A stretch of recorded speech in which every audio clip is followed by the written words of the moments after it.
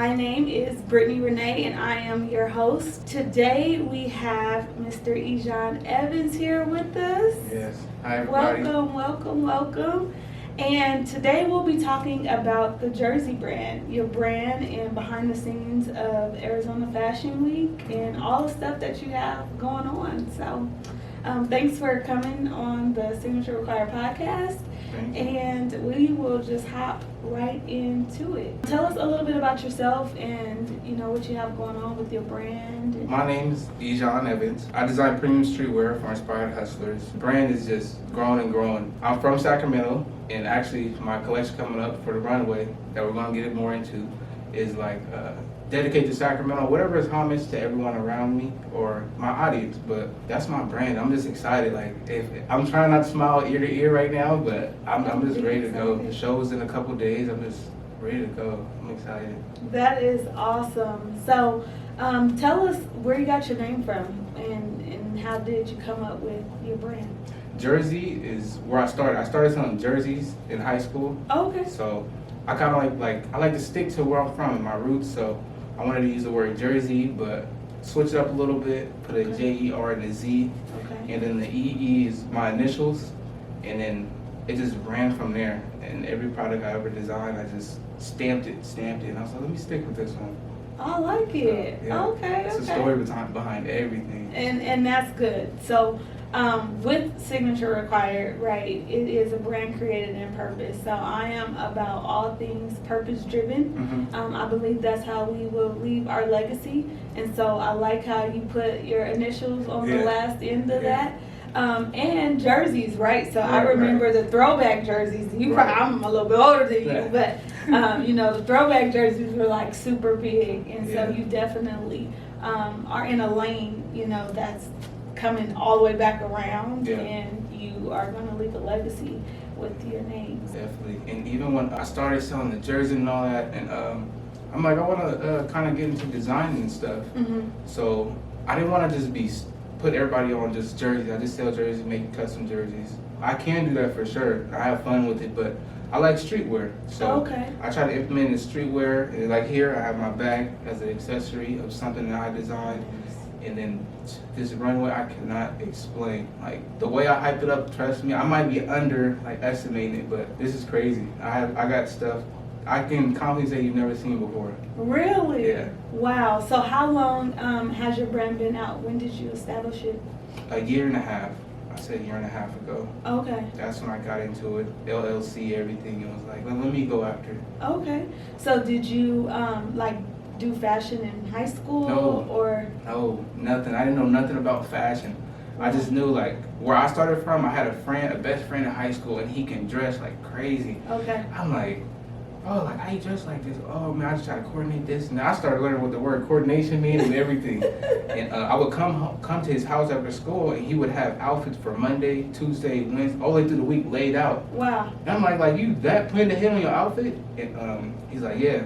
And then I'm like, because I couldn't afford it. I couldn't afford it. And my family couldn't afford the nice things. Okay. And designer. So I told myself, if we can't afford it, maybe we can become it. So when he had that laid out, I got third place for best dress in high school. I didn't even go after it. Wow. And then I'm like, I know I could dress. People tell me I look good. I always look fly. But let me try to put my spin on things. And then that's how designing came about. Being in fashion with the boot camp, it was eye-opening, because I'm thinking they tell we got the Runway models, it's kind of small, but this is big.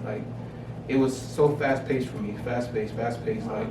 I went from designing my shorts, backpack, and a custom jersey to a whole collection.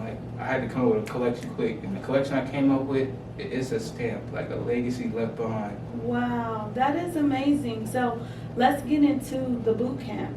Tell us a little bit about that. How'd you get involved with the fashion I'll boot tell camp? you. I've been waiting to you ask this question. Okay.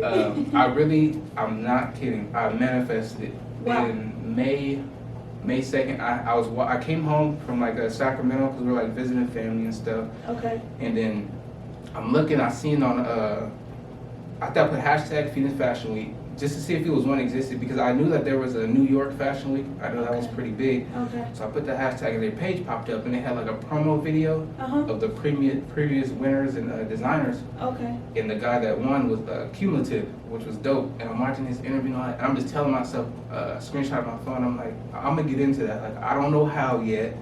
I'm gonna find my way through that. I'm gonna break through. Yeah. And then when I had 2 weeks later go by, I'm studying them, seeing like how they go about stuff in the fashion industry. Then he had posted an application to join the boot camp. And the boot camp, I'm reading over it, all the requirements and things you have to do and kind of what to expect.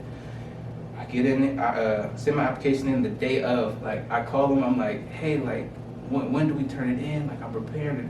I was supposed to turn it in a couple hours. And I'm like, what? So I'm at work, and I'm a truck driver, so I'm at work, trucks going on in the background, and I'm like, really? All right, I'll get it to you. And after work, I probably made it in the office like 30 minutes before, rushed in there, turned my application in. They made a decision like 2 days later of all the designers that was selected. Okay, so you had to be selected. Yeah, I definitely manifested it, and then after they selected me, gave me a call, hey, you've been invited to the boot camp, congratulations. That's how I got in. And even now, like every week it seems like I don't know what to expect, because I thought it was this, and it's just, they push you so much to just expose your brand and get you out there. It's like, being prepared. But this is new. How long is the boot camp? Boot camp 3 months. Oh, it's for 3 months. 3 months, head down, just work. And who do you work with? Do you work with like designers? Do they have manufacturers? Like, what exactly does the boot camp entail? Oh, so the boot camp, they set you up with everything, the business aspect, of course. Okay. They set you up with stylists to help you when the show comes. They set you up with a hairstylist. They set you up with media days where you go out and speak in every podcast and get your name out there. Wow. And they set you up with models too, like a lot of networking events that help you, even after the fashion week. They make sure, like, okay, the training was off, go. And they apply all of that pressure of just preparing, and they do a great job at it. Wow, that's amazing. And it's very eye-opening, just because you're always learning, right? And fashion is always changing and always evolving. And so to have someone to keep you like accountable, and then just to kind of like teach you new things. Are there a lot of things that you didn't know from going into boot camp? Yes. What type of things did you First, off the bat, I think all designers should know, but a line sheet. Like, I didn't know what that was. The line sheet is just stating your new collection coming up, the prices that you're working with, and the style numbers, and just information for that collection. And I didn't know what that was. And 1 week we got hit, like, because we had to create our own. We had to create the line sheet. We had to create a lot of other forms, like order form prepared for wholesalers. Like, they prepare you so much. Wow. I think we had 2 days or a day and a half to turn it in by the deadline. And I'm looking at it, I'm like, I don't know about this one. I mean, I'm a hustler. I played varsity basketball in high school. I go after it. My first job I got when I was 12. I've always been after it. I've always been ahead of my time, my age. But this design lifestyle is a new lane, and I embraced, took it all in, got it done. I like it. I was doing a little research on you, and I seen your tagline was building on dreams from nothing to something. I like that. And you kind of touched on that a little bit, like your background and different things like that. What's your biggest inspiration behind you putting your brand out? My mom, off the bat, I would have to say her. I have a lot of inspirations, but that's one gene with my mom. And art, like really art, like whether it's from a dancer, a painter, or whatever is art to you. Like I feel like no one can like just pinpoint, oh, this is art and this is not art. Like it's just the process behind it. Like, what did you think about when doing this masterpiece of yours? What did you go through? Like, why? Like, I want to know that. So that's my inspiration. Like, a lot of times the first Friday when I met you guys, I seen the painters out there. So I went and talked to him. I forgot the guy's name, but he was an amazing painter. And just to hear his story and kind of like why he draws, it was mind blowing. Like, he's sitting, he was painting a painting live, and I was talking about my perfectionism problem with my designs, and he's like, just let it go. Like, sometimes it's done. Don't touch it. He was like this paint right here is beautiful, right? I'm looking at it. He draws a line across the paintbrush. I'm like, why you do that? I thought it was done. And he was like, it's that simple. Just do this. Put that on there or just leave it alone. Wow. Like, don't touch it. And him just really talking about and explaining art to him, it inspiring for sure, for sure. We had another guest, and his name is Daryl Bland, and he has a magazine called Blur Magazine. And so I asked him where he got the name from, and he was saying just all of the details like in a blur. Okay. And I'm like, oh, that's super unique. Yeah, super That's unique and just super creative. And like you said, sometimes we want things to be so perfect, but it's already done, right? You have a lot of pieces that have stories behind them. Yes. And I especially want to highlight the one with mental health. Because my background is in mental health. Right. I have the book, Putting on Face. I talk about the scars I hid behind a smile. But it was in that season of my journey in trying to figure out my mental health and what I needed to do. So can we talk a little bit about that? Of course. I have the piece with me. Okay. So this is a jersey I had designed called Portrait Jerseys. And what I did here is I put the suicide hotline number on the side. Wow. Just to inform anyone that sees it or see me and they ask about it, that's what it is. And then I put a tag of it, not alone, just to remind people, because I had a friend, Maxwell Leaky, he passed away to suicide in 2017. I'm sorry. And then I put him on the back of it. So I try to like scream mental health, like help, and just let you know like you're not by yourself, because I wish he would have contacted me before he did that and talked him out of it or something. But people go through things and we don't know, but people love people, so you gotta like open up, you gotta talk to people, you gotta check where their mental is, literally check their temperature, see what they're talking about, what they're going through. But that's a big thing in a lot of designs, or even that I deal with, like as siblings and family that grew up dealing with mental health too. And at a young age, just watching that, it's like, it hurts, but I want to do so much. I'm so young, but I want to do so much to help. But a lot of times it's just support system. That's all you can do. Absolutely. What are you doing to get your brand, seen and put it out there, especially with something like this? I think that is phenomenal. So we'll definitely talk about more things that we can, do to support you in that. Mental health is on the rise, and unfortunately suicide is too. With a lot of the kids going through COVID and being out of school and isolation, and it has affected so many, right? And a lot of kids can relate to someone your age, a lot younger, but you're doing something so powerful, right? Like the number on the side of the jersey and just creating that awareness. So are you doing anything outside of, your brand to collaborate with people that are doing suicide awareness or anything like that? Of course. Every year I try to go, because me and my friend is from Sacramento. Okay. So I live here in Phoenix, but every year I try to go to the suicide walks and participate, whether giving him, his family, the jerseys, and just the respect, and just, I'm here, like, I got you, every day I got the tattoo of him, just representing that, who he was and what he stood for, and how his mental was, and just, I have a chain piece, I didn't wear it today, but I have his portrait of him, represent that everywhere I go. So anybody got a question about mental health, it's important. It's important to me, so I'm all ears. I'm all ears. Yeah, that's amazing. Was that your best friend? Best friend. Oh, was your best friend? Best friend. We met in high school my freshman year, freshman year, and I thought he was weird. I'm like, why does he keep messing with me? And, sophomore year, we ended up connecting. Junior year, kind of departed because he had transfer schools, but we still stayed close. And then I kind of went out to college, and we still had our strong connection, but it was just from a distance. It was tough.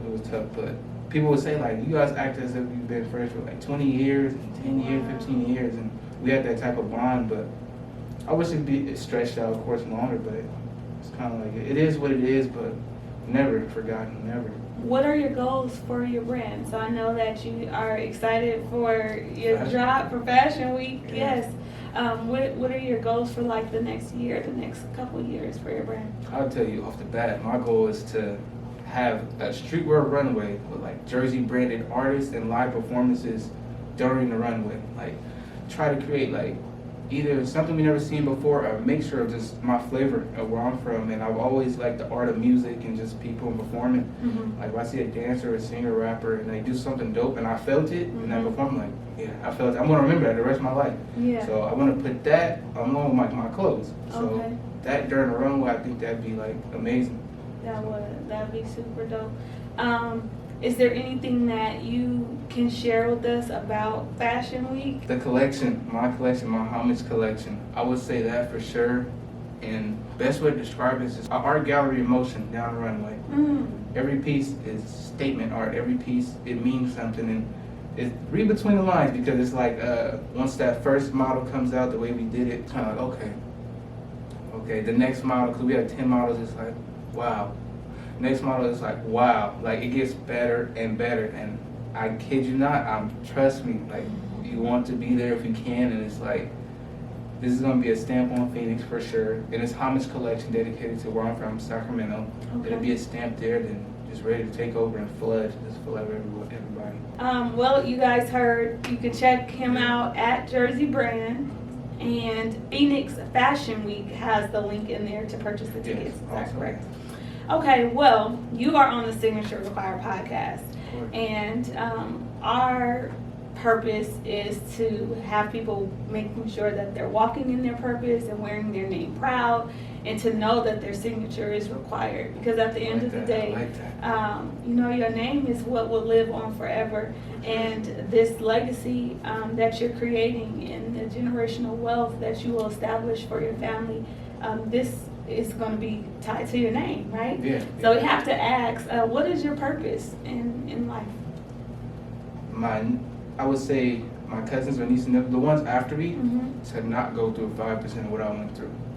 That's one of my purposes. Like, my list run deep, because I noticed that, I'm starting to notice that it's funny, because I never gave up on anything, but I don't think I can. Like, it's like, just, it's tough. Like, I don't want to do it. Like, I think about my mom, one thing, and if that's such my mind, I think about my nieces, one thing.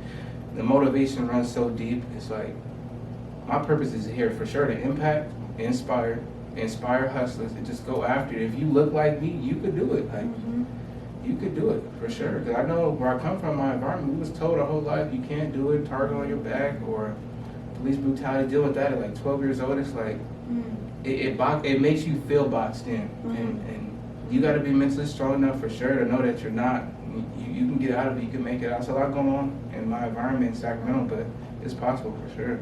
Absolutely. What would you tell a young man who wants to become a designer, or thinking about it but just haven't started? What would you give them? You got to jump, go after it. Because actually I experienced skydiving in December with my girlfriend, and she had she surprised me with it. We're driving like the day after Christmas. I'm like, where are we going? Like, we're in the middle of nowhere.